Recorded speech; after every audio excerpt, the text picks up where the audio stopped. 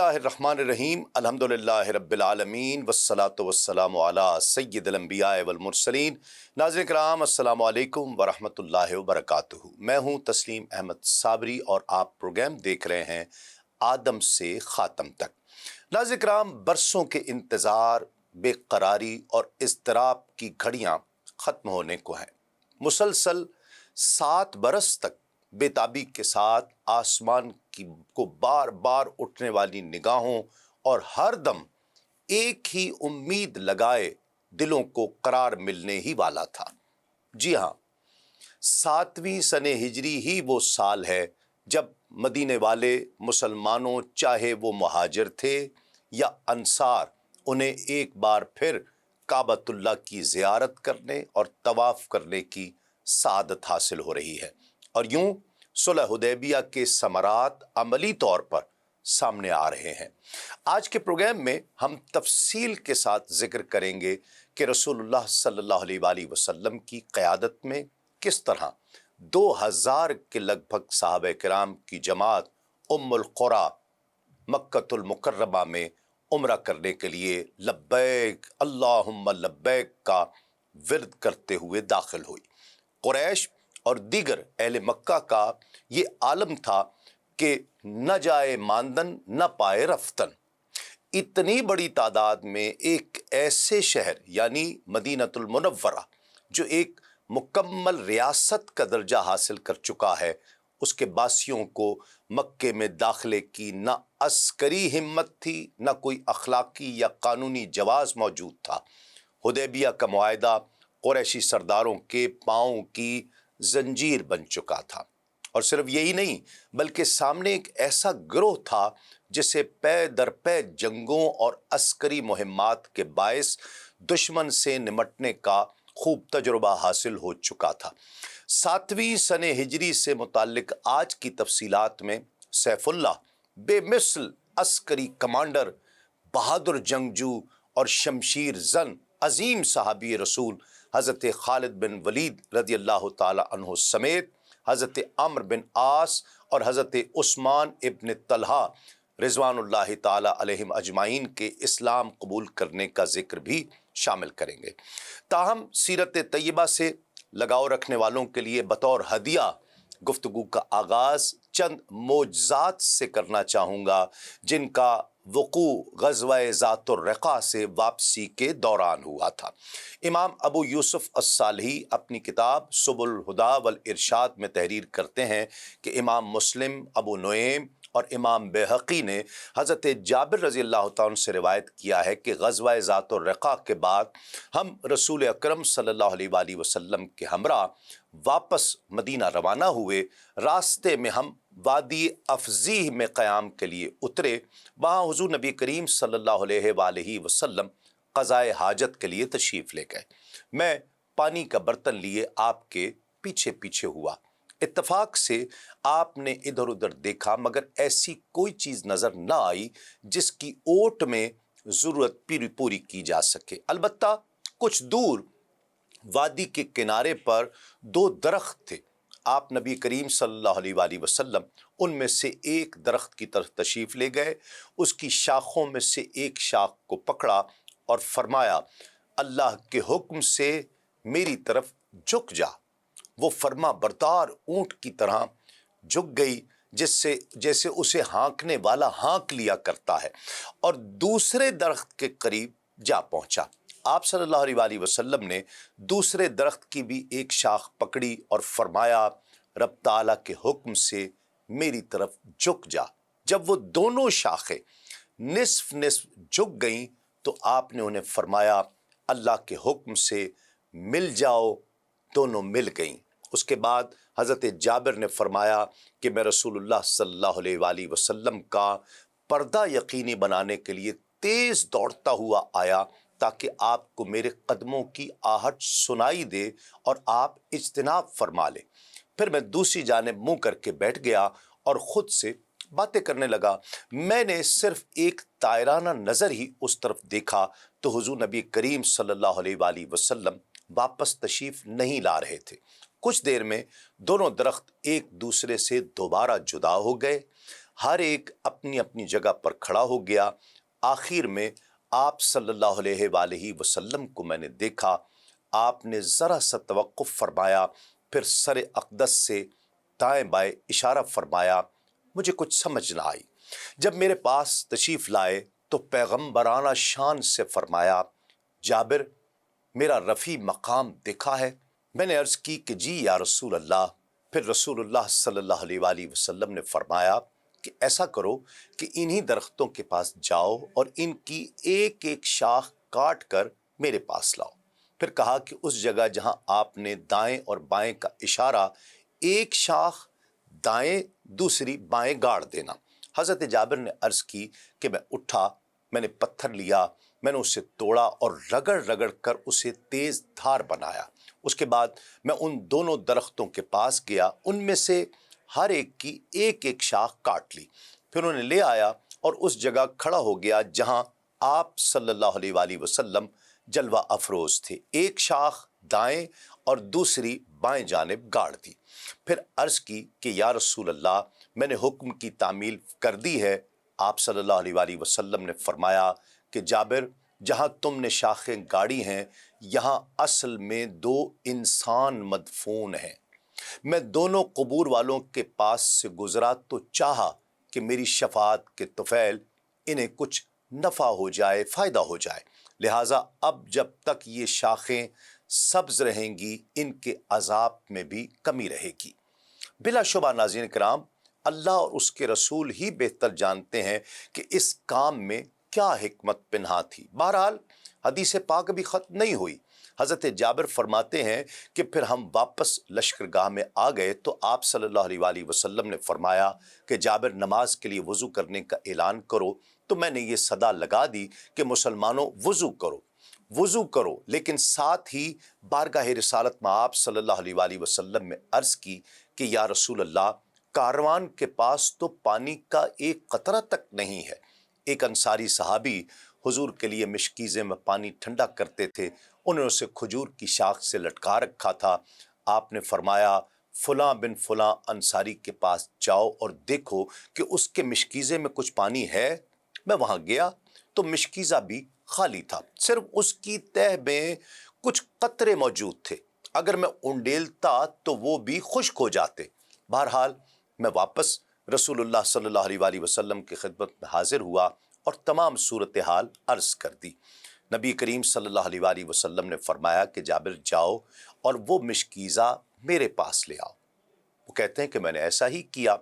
حضور نبی کریم صلی اللہ علیہ وآلہ وسلم نے اسے اپنے دست اقدس میں پکڑا، کچھ کلام پڑھا جسے میں نہیں جانتا، اور پھر اپنے دست اقدس سے اسے نچوڑا، پھر مجھے عطا فرما دیا۔ فرمایا جابر کاروان کا پیالہ لے کر آؤ۔ وہ پیالہ آپ کی خدمت میں پیش کیا گیا تو میں نے اسے آپ صلی اللہ علیہ وآلہ وسلم کے سامنے رکھ دیا۔ آپ نے اپنا دست اقدس اس پیالے میں رکھ کر مبارک انگلیاں کھول دی۔ فرمایا جابر بسم اللہ پڑھ کر یہ پانی انڈیل دو۔ میں نے دیکھا کہ پانی آپ صلی اللہ علیہ وآلہ وسلم کی مبارک انگلیوں سے نکل رہا تھا، یہاں تک کہ پیالہ بھر گیا۔ آپ نے فرمایا جابر اب اعلان کر دو کہ جسے پانی کی ضرورت ہو آ کر لے جائے۔ لوگوں نے سیراب ہو کر پانی پیا۔ ناظرین کرام، اب ایک پرندے کی حکایت پر مشتمل ایک حدیث پاک بیان کر کے ہم آگے بڑھیں گے۔ مسند احمد بن حنبل میں تحریر ہے کہ محمد بن عمر اور ابو نعیم نے حضرت جابر رضی اللہ تعالیٰ عنہ سے روایت کیا ہے کہ ہم ذات الرقاع سے واپسی کے سفر میں حضور نبی کریم صلی اللہ علیہ وآلہ وسلم کی معیت میں تھے کہ ایک صحابی کسی پرندے کا بچہ لے کر آ گئے۔ حضور نبی کریم صلی اللہ علیہ وآلہ وسلم اس کی طرف دیکھ رہے تھے۔ اس دوران اس بچے کے والدین یا اس میں سے ایک آیا اور خود کو اس شخص کے ہاتھوں پر گرا لیا جس نے اس کا بچہ پکڑ رکھا تھا، گویا رحم کی بھیک مانگی ہو۔ اس عجیب و غریب حرکت پر صحابہ کرام تعجب کرنے لگے۔ آپ صلی اللہ علیہ وآلہ وسلم نے فرمایا کہ کیا تم اس پرندے کی شفقت پر تعجب کر رہے ہو جس کا بچہ تم نے پکڑ لیا ہے؟ اس نے اپنے چوزے پر شفقت کے لیے خود کو اس آدمی کے ہاتھوں پر گرایا ہے۔ اللہ کی قسم تمہارا رب تم پر اس پرندے سے زیادہ رحیم ہے۔ اللہ اکبر۔ ناظرین کرام، گزشتہ سال سن 6 ہجری میں ماہ ذیقعد میں رحمت عالم صلی اللہ علیہ وآلہ وسلم اپنے کم و بیش 1400 صحابہ کرام کی معیت میں عمرہ ادا کرنے کے لیے مکہ مکرمہ پہنچے تھے۔ اہل مکہ نے نامعلوم خوف کی بنا پر مزاحمت کی اور اس کاروان کو عمرہ ادا کرنے کی اجازت نہیں دی تھی، یہاں تک کہ فریقین میں صلح حدیبیہ کا معاہدہ طے پا گیا تھا، جس کی تفصیل ہم پہلے ذکر کر چکے ہیں۔ اسی عمرے کی قضاء کے لیے 1 سال بعد ماہ ذیقعد میں حضور نبی کریم صلی اللہ علیہ وآلہ وسلم نے عمرہ ادا فرمانے کی تیاری کی۔ گزشتہ سال جو لوگ ہمراہ گئے تھے ان کو بھی حکم ملا کہ وہ بھی تیار ہو جائیں، اور وہ سب لوگ تو تیار ہو گئے سوائے ان حضرات کے جو غزوہ خیبر میں شہادت کا رتبہ پا چکے تھے یا عالم آخرت کو سدھار چکے تھے۔ ان کے علاوہ بھی کئی حضرات اپنے آقا علیہ الصلوۃ والسلام کی معیت میں عمرہ ادا کرنے کا شرف حاصل کرنے کے لیے وہاں پر جانے کے لیے تیار ہوئے۔ اس موقع پر مدینہ طیبہ کے کئی مکینوں نے یہ عرض کی کہ یا رسول اللہ، ہمارے پاس کوئی زیادہ راہ نہیں ہے، ہم کیا کریں؟ ہمارا کوئی دوست بھی نہیں جو ہمارے خورد و نوش کا اہتمام کر سکے۔ نبی کریم صلی اللہ علیہ وآلہ وسلم نے اہل اسلام کو حکم دیا کہ اپنے ان اسلامی بھائیوں کی مدد کریں اور ہر شخص اپنی بساط کے مطابق ان کے ساتھ تعاون کرے۔ انہوں نے عرض کی کہ یا رسول اللہ، ہمارے پاس تو کچھ بھی نہیں، ہم کہاں سے ان کی مدد کریں یا ان پر صدقہ کریں؟ اللہ کے رسول نے فرمایا، جو تمہارے بس میں ہے وہ صدقہ کرو، خواہ نصف کھجور ہی ہو۔ تو سب صحابہ کرام نے اپنی اپنی بساط کے مطابق ان کی مالی امداد میں حصہ لیا۔ سفر عمرہ پر روانگی سے پہلے نبی کریم صلی اللہ علیہ وآلہ وسلم نے حضرت ابو رحم کو مدینہ طیبہ کا قائم مقام والی مقرر فرمایا۔ حضور نبی کریم صلی اللہ علیہ وآلہ وسلم نے قربانی کے لیے کم و بیش 60 اونٹ ساتھ دیے اور ان اونٹوں کی دیکھ بھال کے لیے ناجیہ بن جندب الاسلمی کو متعین فرما دیا۔ ان کی اعانت کے لیے بنی اسلم قبیلے کے 4 افراد بھی عطا فرمائے اور اونٹوں کے گلوں میں قربانی کا جانور ہونے کی نشانی والی قلادیں ڈال دی گئیں۔ حضور نبی کریم صلی اللہ علیہ وآلہ وسلم نے اپنے قربانی کے جانور کو اپنے دستے مبارک سے خود قلادہ پہنایا، اور یہ قلادہ خشک چمڑے سے تیار کیا جاتا تھا۔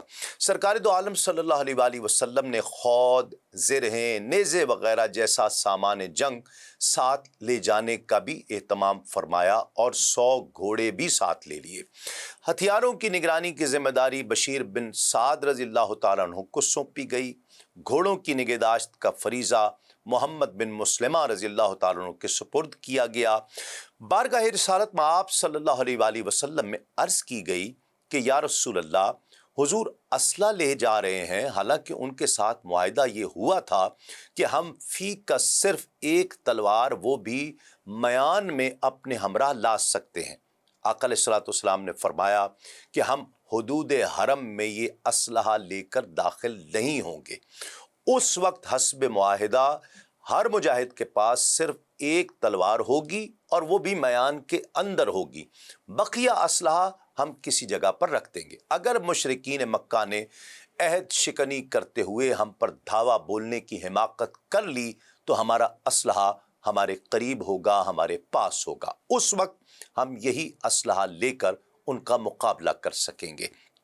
ناظرین کرام، اس دوران حضرت محمد بن مسلمہ رضی اللہ تعالی عنہ گھوڑے لے کر مر الزہران پہنچ گئے۔ وہاں ان کی کئی قریشی نوجوانوں سے ملاقات ہوئی۔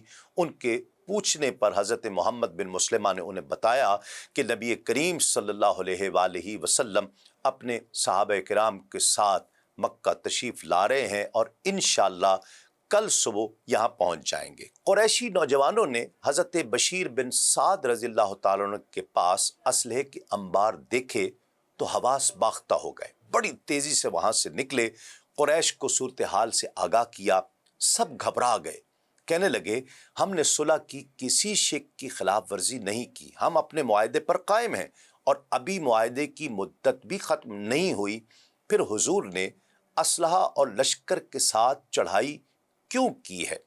ناظرین کرام، سرور کائنات صلی اللہ علیہ وآلہ وسلم نے مدینہ کی مسجد نبوی کے دروازے سے ہی عمرے کا احرام باندھا اور بآواز بلند لبیک اللہم لبیک کا ورد شروع کر دیا۔ تمام صحابہ کرام نے بھی اپنے ہادی کی اقتداء کرتے ہوئے بآواز بلند لبیک اللہم لبیک کا ورد شروع کر دیا۔ سب تلبیہ کہتے ہوئے روانہ ہوئے، یہاں تک کہ مر الزہران تک پہنچ گئے۔ تمام اسلحہ یاجوج کے مقام پر بحفاظت رکھ دیا گیا۔ قریش نے مکرز ابن حفص کو چند نوجوانوں کے ساتھ حضور کی خدمت میں بھیجا اور انہوں نے عرض کیا کہ غدر اور عہد شکنی کبھی آپ کا شیوا نہیں رہا، اس مرتبہ آپ خلاف معاہدہ ہتھیاروں کی اتنی مقدار ساتھ کیوں لے کر آئے ہیں؟ حالانکہ ہمارے اور آپ کے درمیان یہ معاہدہ طے ہوا تھا کہ آپ ایک تلوار، وہ بھی نیام کے اندر، ساتھ لائیں گے۔ حضور نبی کریم صلی اللہ علیہ وآلہ وسلم نے ارشاد فرمایا کہ میں ہتھیار لے کر حدود حرم میں ہرگز داخل نہیں ہوں گا۔ تو مکرز خوش ہو گیا اور کہنے لگا ہمیں آپ سے یہی توقع تھی کہ آپ ایفائے عہد فرمائیں گے۔ بہرحال مکرز قریش کے پاس واپس آیا اور انہیں مطمئن کیا۔ نبی کریم صلی اللہ علیہ وآلہ وسلم جب مر الزہران میں قیام فرما ہوئے تو کسی نے بتایا کہ قریش کہہ رہے تھے کہ یثرب کے بخار نے مسلمانوں کو کمزور کر دیا ہے، ان میں تو پاؤں پر کھڑے ہونے کی بھی سخت باقی نہیں رہی۔ صحابہ نے عرض کی کہ یا رسول اللہ، اگر آپ اجازت فرمائیں تو سواری کے اونٹوں میں سے چند اونٹ ذبح کر کے انہیں پکائیں تاکہ سب سیر ہو کر کھائیں اور اس کا شوربہ پئیں، یوں ہم تر و تازہ ہو کر مکے میں داخل ہونے کے قابل ہو جائیں گے، دشمن ہمیں چاق و چوبند دیکھ کر سہم جائے گا۔ نبی کریم صلی اللہ علیہ وآلہ وسلم نے سواری کے اونٹ ذبح کرنے سے منع فرمایا اور حکم دیا کہ تم میں سے جس کے پاس زیادہ راہ ہے وہ لے آئے۔ تو سب چمڑے کا دسترخوان وہاں پر بچھایا گیا اور جو سب زیادہ راہ جمع ہوا اسے دسترخوان پر پھیلا دیا گیا اور حکم دیا کہ اب سیر ہو کر کھانا کھاؤ۔ پھر تمام صحابہ کرام نے سیر ہو کر کھانا تناول فرمایا اور اپنے تھیلے بھی بھر لیے، اس کے باوجود دسترخوان پر کھانا اسی طرح بہت سارا بچا ہوا تھا۔ ناظرین کرام، یہاں ایک وقفہ لیں گے، وقفے کے بعد یہ ذکر جاری رہے گا۔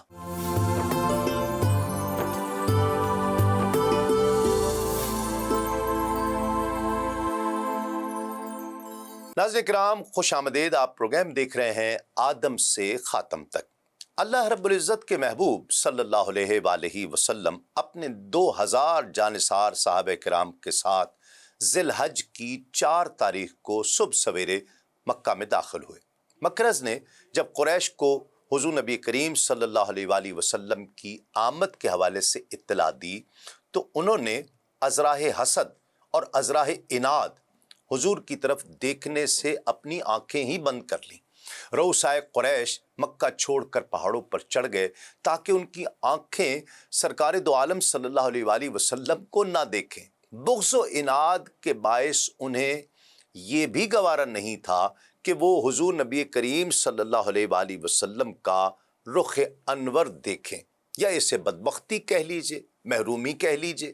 سرکار دو عالم صلی اللہ علیہ وآلہ وسلم کے حکم سے ذی طویٰ کے مقام پر قربانی کے اونٹوں کو یکجا کیا گیا۔ نبی کریم صلی اللہ علیہ وآلہ وسلم اپنی اونٹنی قصوہ پر سوار ہو گئے۔ تمام صحابہ کرام اپنے آقا علیہ السلام کے ارد گرد حلقہ باندھے ہوئے تھے، ان سب نے اپنی تلواریں گلے میں لٹکا رکھی تھیں، بلند آواز سے لبیک اللہم لبیک کا ورد کر رہے تھے۔ اور جب یہ عظیم الشان قافلہ ذی طویٰ کے مقام پر پہنچا تو ہجون کی طرف سے حرم شریف میں داخل ہوا۔ امام بخاری اور دیگر محدثین کرام نے یہ روایت کیا ہے کہ حضور نبی کریم صلی اللہ علیہ وآلہ وسلم اپنی اونٹنی قصبہ پر سوار ہو کر مکہ مکرمہ میں داخل ہوئے تھے۔ امام نسائی اور امام ترمذی روایت کرتے ہیں کہ حضرت عبداللہ بن رواحہ رضی اللہ تعالی عنہ نے اونٹنی کی نکیل پکڑ رکھی تھی اور وہ یہ شعر پڑھ رہے تھے کہ اے فرزندان کفر، میرے آقا کے راستے کو خالی کر دو، آج ہم تمہارے ساتھ قرآن مجید کے حکم کے مطابق جنگ کرتے ہیں، ہم تمہیں ایسی ضرب لگائیں گے جو تمہاری گردنوں کو کاندھوں سے جدا کر دے گی اور ہر پیارے دوست کو اس کے پیارے دوست سے غافل کر دے گی۔ حضرت عمر فاروق رضی اللہ تعالیٰ عنہ نے یہ شعر سنے تو حضرت عبداللہ بن رواحہ کو روک دیا، کہا تمہیں شرم نہیں آتی کہ حضور نبی کریم صلی اللہ علیہ وآلہ وسلم کی موجودگی میں اور پھر حرم پاک میں اشعار پڑھنے شروع کر دیے ہیں؟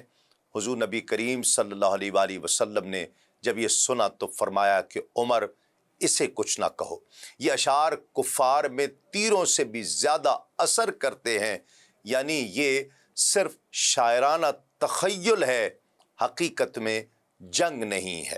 پھر حضور نبی کریم صلی اللہ علیہ وآلہ وسلم نے حضرت عبداللہ بن رواحہ رضی اللہ تعالی عنہ کی اصلاح کرتے ہوئے فرمایا کہ بیٹے تم یوں کہو کہ کوئی معبود نہیں سوائے اللہ وحدہ لا شریک کے، اس نے اپنے عبد خاص کی مدد فرمائی اور اپنے لشکر کو غالب کیا اور تنہا اسی نے کفار کے گروہوں کو شکست دی۔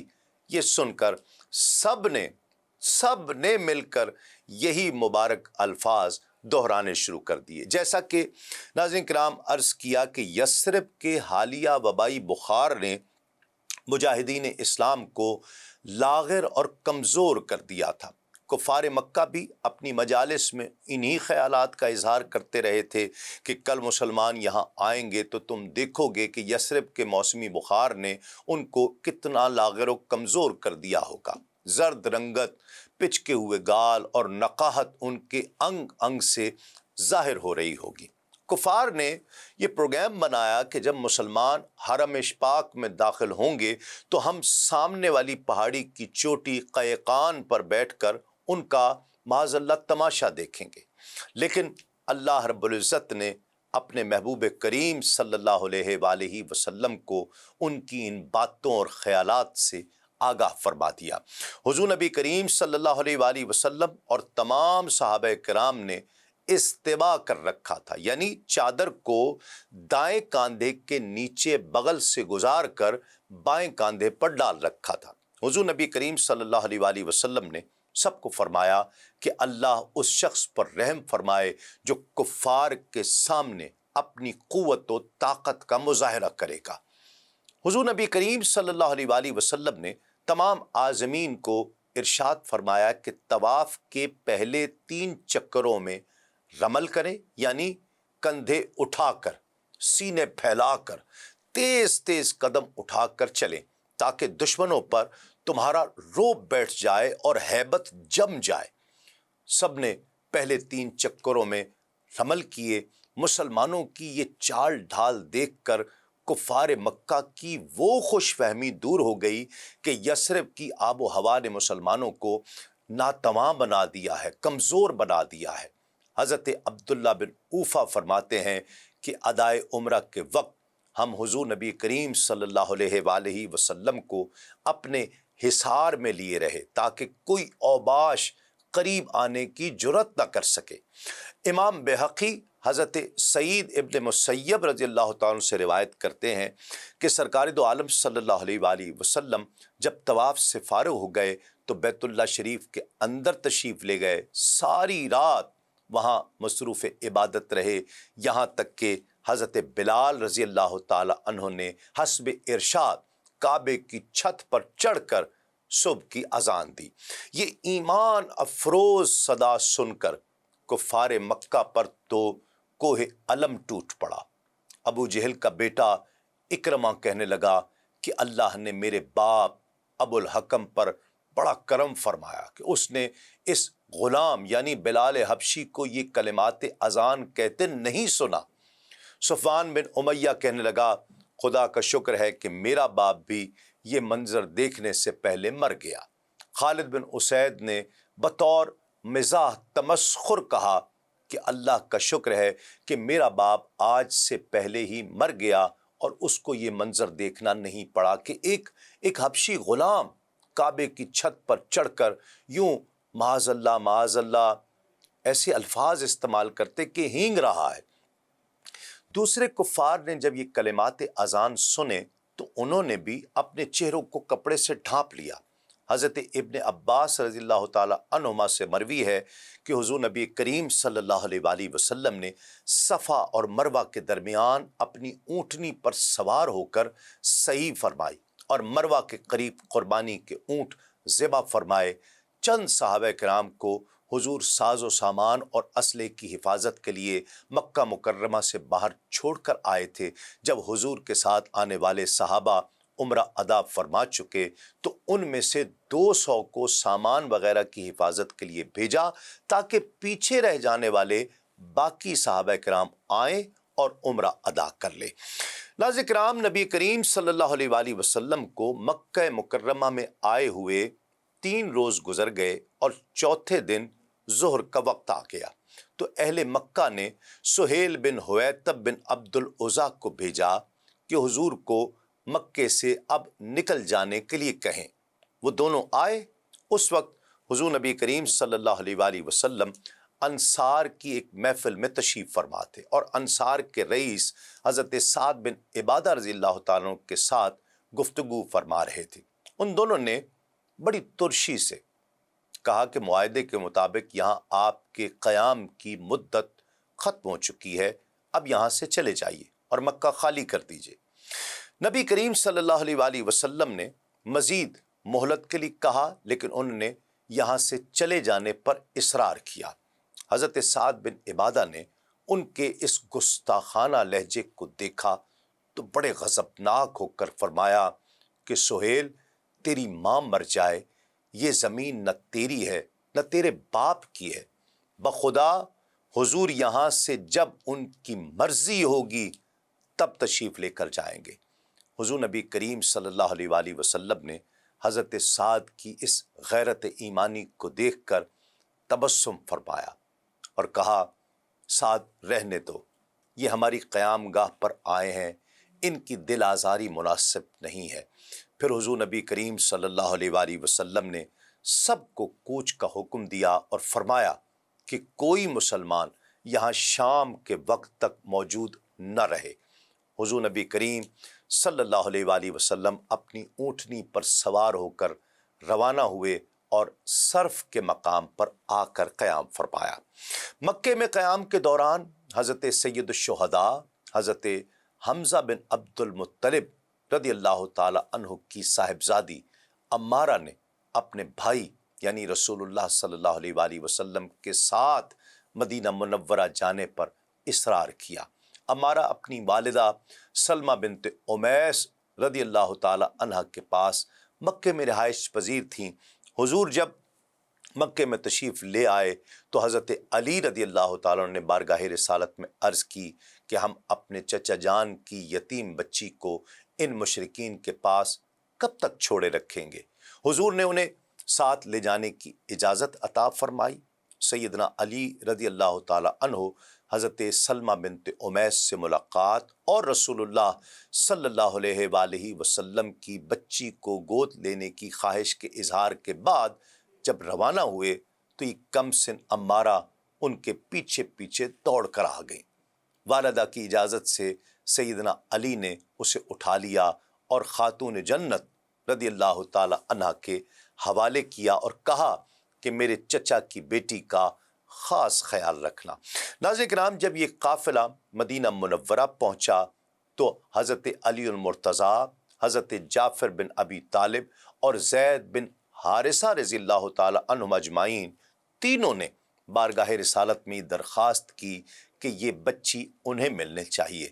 واضح رہے کہ مواخات کے تحت حضرت زید کو حضور نے حضرت حمزہ کا بھائی بنایا تھا اور حضرت حمزہ رضی اللہ تعالی عنہ نے بھی اپنی زندگی میں بچی کے بارے میں انہیں ہی وصی مقرر فرمایا تھا اور انہوں نے عرض کی کہ بچی مجھے ملنی چاہیے۔ دوسری جانب حضرت سیدنا علی المرتضیٰ رضی اللہ تعالیٰ نے عرض کی کہ یہ میرے چچا کی بیٹی ہے، میں اس کا زیادہ حقدار ہوں، یہ مجھے ملنی چاہیے۔ اور حضرت جعفر بن ابی طالب رضی اللہ تعالیٰ نے گزارش کی کہ یہ میرے بھی چچا کی بیٹی ہے اور میرے گھر اس کی خالہ بھی ہے، اس لیے اس کی پرورش کا زیادہ حقدار میں ہوں۔ تینوں کی بات سن کر حضور نبی کریم صلی اللہ علیہ وآلہ وسلم نے حضرت جعفر طیار کے حق میں فیصلہ صادر فرمایا، کیونکہ ان کی اہلیہ عمارہ کی خالہ بھی تھیں۔ فرمایا کہ خالہ ماں کے قائم مقام ہے۔ ماہ ذی الحج میں حضور نبی کریم صلی اللہ علیہ وآلہ وسلم عمرے کی ادائیگی کے بعد مدینہ طیبہ کی طرف مراجعت فرما ہوئے۔ اس مقدس سفر میں سرکار دو عالم صلی اللہ علیہ وآلہ وسلم کے ہمراہ جانے والوں کی تعداد بچوں اور خواتین کے علاوہ 2000 تھی۔ اس وقت سورۃ الفتح کی یہ آیت مبارکہ نازل ہوئی کہ بے شک اللہ نے اپنے رسول کا سچا خواب سچ کر دیا، اگر اللہ چاہے تو تم ضرور مسجد حرام میں امن و امان سے داخل ہوگے، کچھ اپنے سروں کے بال منڈواتے ہوئے اور کچھ بال ترشواتے ہوئے، تمہیں کسی کا ڈر نہیں ہوگا، تو اللہ کو وہ معلوم ہے جو تمہیں معلوم نہیں، تو اس نے مکے میں داخلے سے پہلے ایک نزدیک آنے والی فتح رکھی ہے۔ ناظرین کرام، اس آیت مبارکہ میں گویا فتح مکہ کی بشارت بھی عطا کی گئی۔ امام حلبی لکھتے ہیں کہ صلح حدیبیہ اور عمرہ قضا کی درمیانی مدت میں حضرت خالد بن ولید، حضرت عمرو بن عاص اور حضرت عثمان بن طلحہ کے اسلام قبول کرنے کا واقعہ پیش آیا۔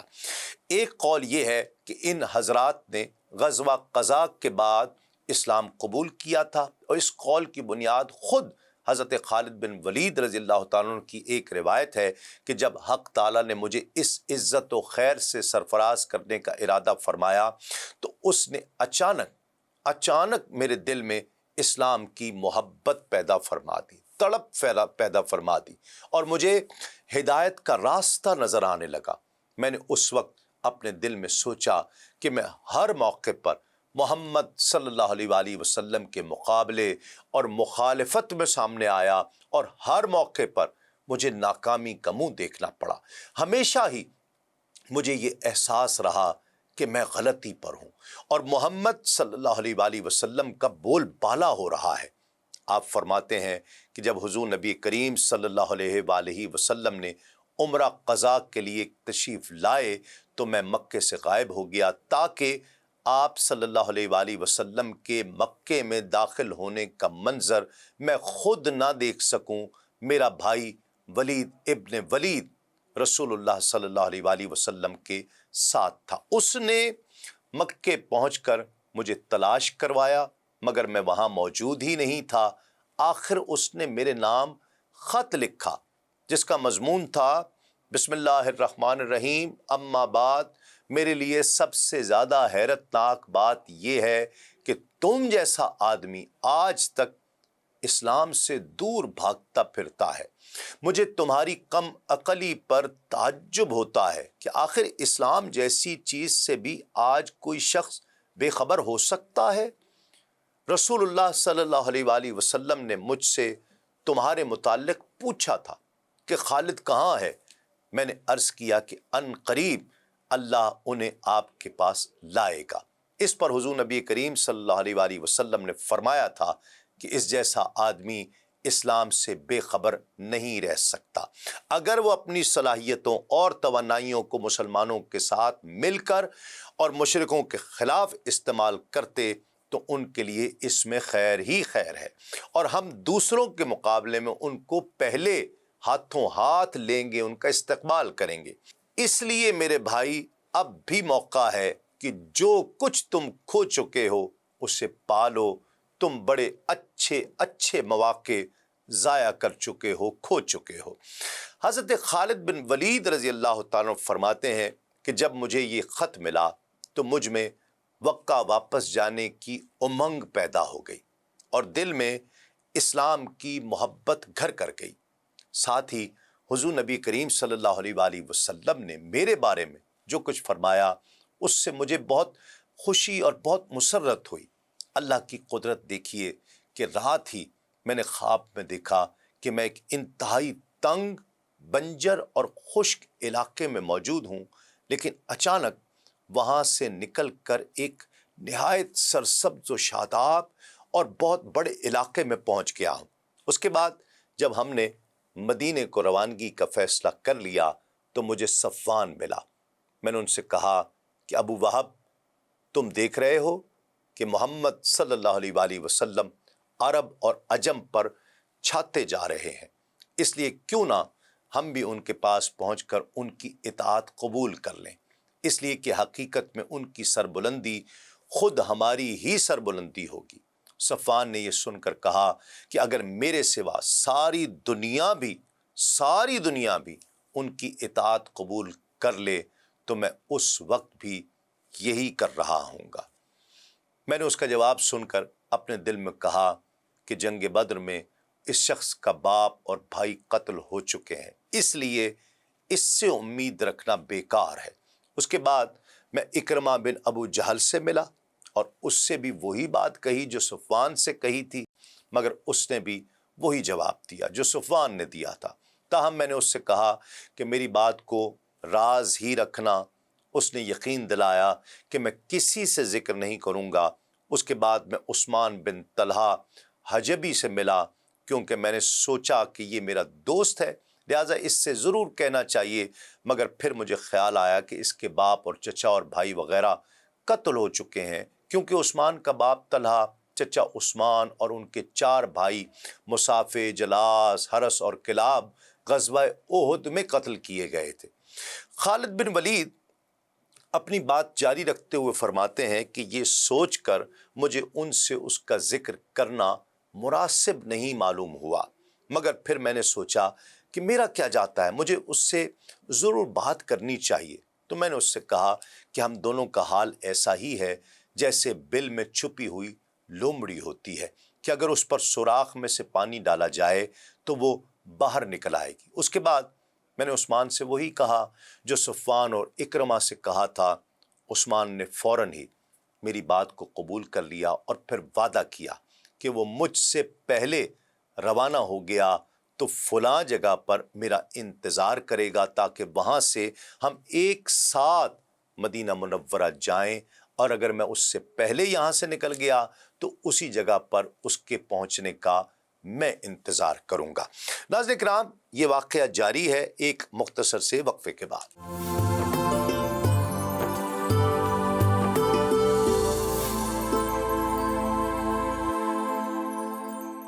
ناظرین کرام، خوش آمدید۔ آپ پروگرام دیکھ رہے ہیں آدم سے خاتم تک۔ ہم تذکرہ کر رہے تھے حضرت خالد بن ولید رضی اللہ تعالی عنہ اور حضرت عثمان بن طلحہ رضی اللہ تعالی عنہ کے ایمان لانے کا۔ دونوں میں طے ہو گیا کہ جو بھی شخص پہلے نکلے گا وہ اس مقام پر، فلاں مقام پر ایک دوسرے کا انتظار کرے گا۔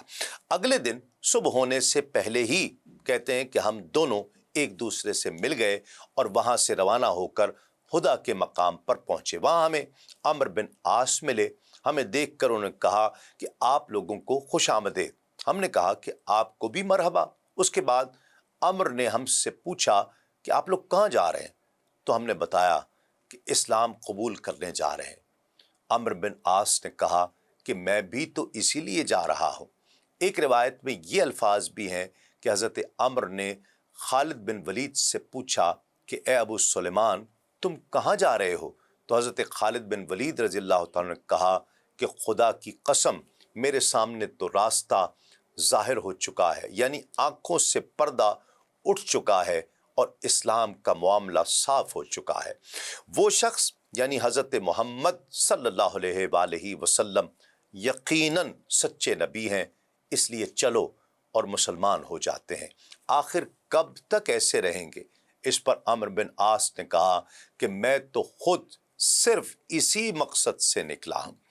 ناظرین کرام، حضرت خالد بن ولید فرماتے ہیں کہ اس طرح ہم تینوں کا ساتھ ہو گیا، یہاں تک کہ سفر کرتے ہوئے ہم مدینہ منورہ میں داخل ہوئے اور ہم نے حرہ کے مقام پر اپنی سواریاں زمین پر بٹھا دیں۔ رسول اللہ صلی اللہ علیہ وآلہ وسلم کو جب ہمارے آنے کی خبر ہوئی تو آپ صلی اللہ علیہ وآلہ وسلم بہت خوش ہوئے اور صحابہ کرام سے فرمایا کہ مکے نے اپنے جگر پارے تمہارے سامنے لا رکھے ہیں۔ اس کے بعد میں نے اپنے بہترین کپڑے پہنے، بہترین کپڑے، اور اپنے بہترین کپڑے پہن کر حضور نبی کریم صلی اللہ علیہ وآلہ وسلم کی خدمت میں حاضر ہونے کے لیے چلا۔ اسی وقت مجھے میرے بھائی ملے اور کہا کہ جلدی کرو، کیونکہ رسول اللہ صلی اللہ علیہ وآلہ وسلم تمہارے آنے سے بہت خوش ہیں اور تم لوگوں کا انتظار فرما رہے ہیں۔ کہتے ہیں کہ اب ہم تیزی کے ساتھ اس طرف روانہ ہوئے، یہاں تک کہ میں حضور نبی کریم صلی اللہ علیہ وآلہ وسلم کی خدمت میں پہنچا۔ حضور نے مجھے دیکھ کر مسکراتے رہے، یہاں تک کہ میں آپ کے پاس پہنچ کر کھڑا ہو گیا۔ میں نے آپ کو نبوت کا یعنی اسلام والا سلام کیا۔ آپ صلی اللہ علیہ وآلہ وسلم نے بڑی گرم جوشی سے جواب دیا۔ اس کے بعد میں نے کہا کہ میں گواہی دیتا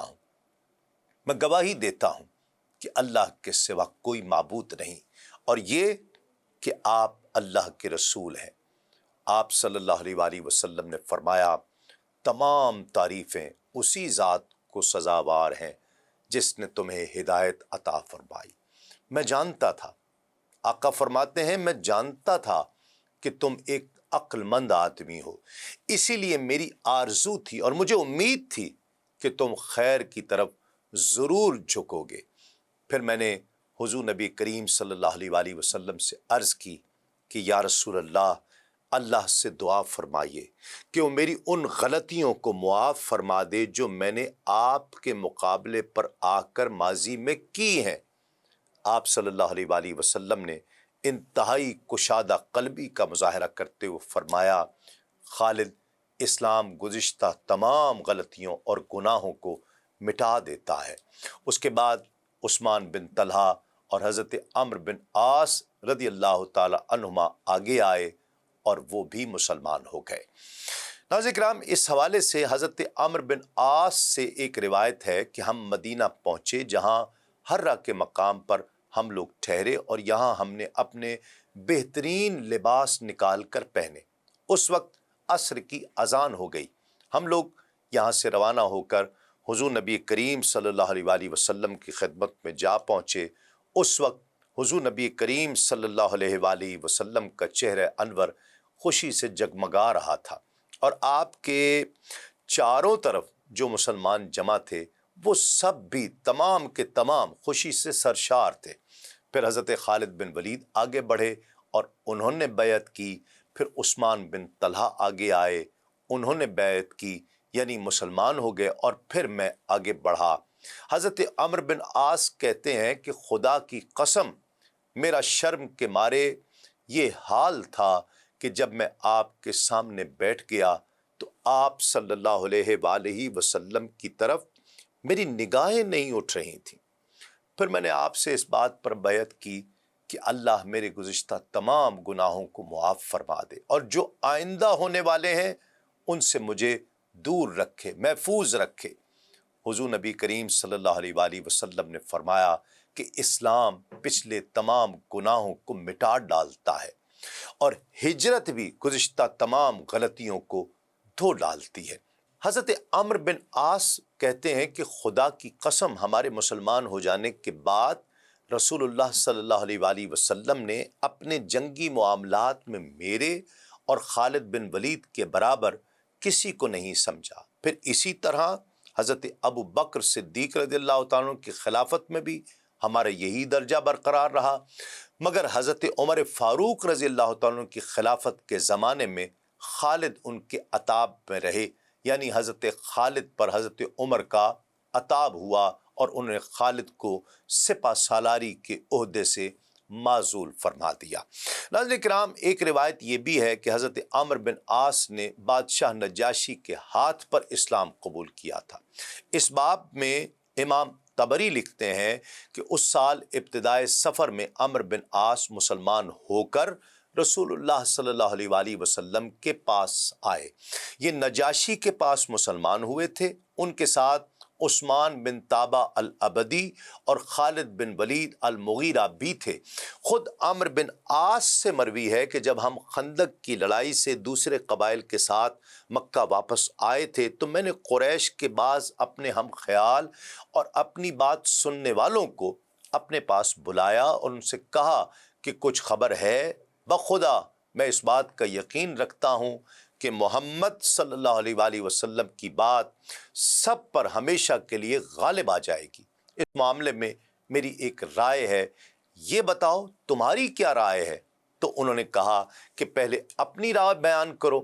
میں نے کہا کہ میرا خیال ہے کہ ہم نجاشی کے پاس جاتے ہیں اور وہیں قیام کریں۔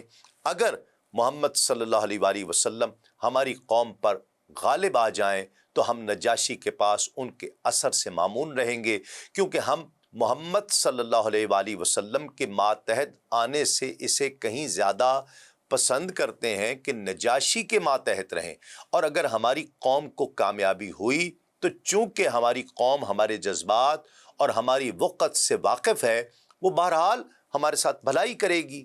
اس رائے کو سب نے پسند کیا تو میں نے کہا کہ اچھا تو نجاشی کے لیے ہدیہ جمع کرو، چونکہ وہ ہمارے ملک کی کھالوں کو بہت پسند کرتا تھا، اس لیے ہم نے بہت سی کھالیں جمع کی اور پھر نجاشی کے پاس آئے۔ دربار میں پہنچ کر میں نے حسب قاعدہ بادشاہ کو تعظیمی سجدہ کیا۔ اس نے مجھے خوش آمدید کہا اور کہا کہ اے میرے پیارے دوست، اپنے وطن سے ہمارے لیے کوئی ہدیہ لائے ہو؟ تو میں نے کہا جی ہاں، میں آپ کے لیے بہت سے تیار چمڑے لایا ہوں۔ تو وہ خوش ہوا۔ پھر میں نے اس سے کہا کہ اے بادشاہ، میں نے ابھی ایک شخص کو تم سے مل کر باہر جاتے ہوئے دیکھا ہے، یہ اس شخص یعنی محمد صلی اللہ علیہ وآلہ وسلم کا قاصد ہے جو ہمارا دشمن ہے، آپ اسے میرے حوالے کر دیں تاکہ میں اسے قتل کروں۔ یہ بات سن کر بادشاہ نجاشی برہم ہو گیا۔ اس نے اپنا ہاتھ اٹھایا اور اس زور سے اپنی ناک پر مکہ مارا کہ میرا خیال ہوا کہ نجاشی بے ہوش ہو جائے گا۔ اس کی اس حرکت سے میں اس قدر سہم گیا کہ جی چاہتا تھا کہ زمین شق ہو جائے اور اس میں دھس جاؤں۔ میں نے کہا کہ بادشاہ بخدا، اگر میں جانتا کہ میرے اس سوال سے تمہیں اس قدر رنج ہوگا تو میں کبھی ایسی بات نہ کرتا۔ نجاشی نے کہا تم اس شخص کے پیامبر کو مجھ سے طلب کر رہے ہو جس کے پاس جبریل امین آتے ہیں، جیسا کہ موسیٰ علیہ السلام کے پاس آیا کرتے تھے، تاکہ تم اسے قتل کرو۔ میں نے کہا بادشاہ کیا وہ واقعی ایسے ہیں؟ اس نے کہا امر تمہیں کیا ہو گیا ہے؟ آؤ میری بات مانو، بے شک وہ حق پر ہیں اور وہ ضرور اپنے مخالفوں پر غالب ہو کر رہیں گے۔ میں نے کہا اچھا تو آپ اسلام پر ان کے لیے میری بیعت لے لیجئے۔ یوں میں بادشاہ کے ہاتھ پر اسلام لے آیا اور وہاں سے اپنے رفقا کے پاس چلا آیا۔ میری سابقہ رائے بھی بدل چکی تھی، تاہم میں نے اپنے اسلام کو اپنے دوستوں سے چھپایا۔ پھر میں نے وہاں سے رسول اللہ صلی اللہ علیہ وآلہ وسلم کے پاس جانے کے ارادے سے روانہ ہوا تاکہ ان کے ہاتھ پر اسلام لاؤں۔ راستے میں خالد بن ولید ملے۔ یہ فتح مکہ سے پہلے کا واقعہ ہے۔ یہ مکے سے آ رہے تھے۔ میں نے پوچھا ابو سلمان کہاں جا رہے ہو؟ تو انہوں نے کہا بات ثابت ہو چکی، یہ شخص یعنی محمد صلی اللہ علیہ وآلہ وسلم واقعی نبی برحق ہیں، میں ان کی خدمت میں اسلام قبول کرنے جا رہا ہوں، کب تک محروم رہوں گا؟ میں نے کہا بخدا میں بھی اسی غرض سے آیا ہوں، ہم دونوں رسول اللہ صلی اللہ علیہ وآلہ وسلم کے پاس آئے، خالد مجھ سے پہلے آپ کی خدمت میں باریاب ہوئے، اسلام لائے، بیعت کی، پھر میں آپ کے پاس گیا اور میں نے کہا یا رسول اللہ میں اپنی شرط پر آپ کے ہاتھ پر بیعت کرتا ہوں کہ آپ میرے پچھلے گناہ معاف فرما دیں، آئندہ کے گناہوں کا میں ذکر نہیں کرتا۔ رسول اللہ صلی اللہ علیہ وآلہ وسلم نے فرمایا کہ امر بیعت کرو۔ اسلام اور ہجرت ما قبل زمانے کو قطع کر دیتی ہے۔ پھر میں نے بیعت کی اور چلا آیا۔ ناظرین کرام، بعض علماء نے حضرت عمرو بن عاص کے نجاشی کے ہاتھ پر مسلمان ہونے کے سلسلے میں کہا ہے کہ اس میں ایک لطیفہ ہے کہ ایک صحابی ایک تابعی کے ہاتھ پر مسلمان ہوا، اس لیے اس پر اعتراض ہوا۔ ناظرین کرام، ان تینوں ممتاز اور جلیل القدر صحابہ کرام کے قبول اسلام کے ایمان افروز واقعے کے ساتھ ہی آج کے پروگرام کا وقت اپنے اختتام کو پہنچتا ہے۔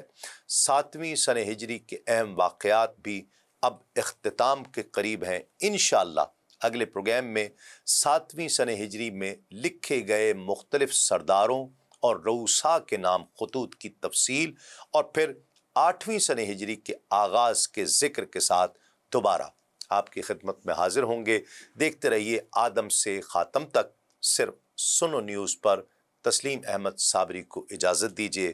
السلام علیکم۔ تسلیمات۔